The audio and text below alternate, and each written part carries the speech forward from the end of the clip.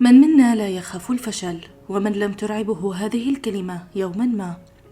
أيضا من منا لم يعش تجربة فشل واحدة على الأقل في حياته. نعم، جميعنا فشلنا في مرحلة ما. منا من استطاع النهوض مجددا، وهناك من بقي غارقا تحت أكوام الفشل. الفشل هو هاجس كل إنسان، ويمكن أن يكون الفشل على عدة مستويات اجتماعية وعلمية ووظيفية. مدلول الفشل قاس على النفس، يدفع بالبعض إلى أن يحتل القلق المرضي والخوف من المستقبل الحيز الأكبر منهم. اليوم ومن خلال هذا البودكاست سنتحدث عن الأسباب التي تدفع بنا نحو حافة الفشل. من يدري، ربما وأنت تستمع لي الآن قد تشعر أن هذه الأسباب موجهة لك لتبتعد عنها، ولربما كانت في حياتك سابقا فتجاوزت اختبارها بنجاح. الفشل لا يأتي مصادفة، هو نتيجة أخطاء متراكمة قد لا نعيها أحيانا ولا نهتم بتفاصيلها، لكنها تؤثر على جودة ما نقوم به.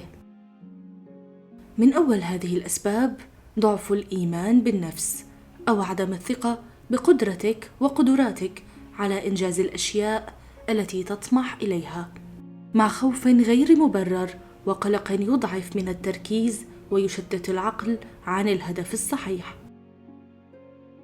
فإذا كان لديك إيمان بقدراتك وثقة بمقدراتك وما زلت تشعر بالفشل، لربما كان التسويف هو العامل الثاني من عوامل الفشل.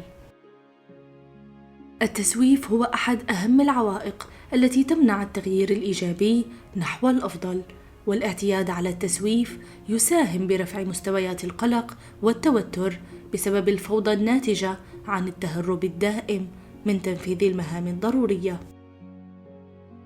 أيضاً من أهم الأسباب التي نغفل عنها وتساهم بالفشل هي الاكتفاء بالموهبة التي نمتلكها دون العمل على تطويرها. فلا يمكن لأي غرسة أن تنمو دون رعاية، وهكذا هي الموهبة، تحتاج منا دائماً إلى تنميتها بالأدوات المناسبة. أما بالنسبة لمحيطنا الاجتماعي، فإن عدم إحاطة أنفسنا بدوائر داعمة من الأهل والأصدقاء قد يدفع بنا أحياناً إلى الشعور بالإحباط ويؤثر على أدائنا بشكل مباشر.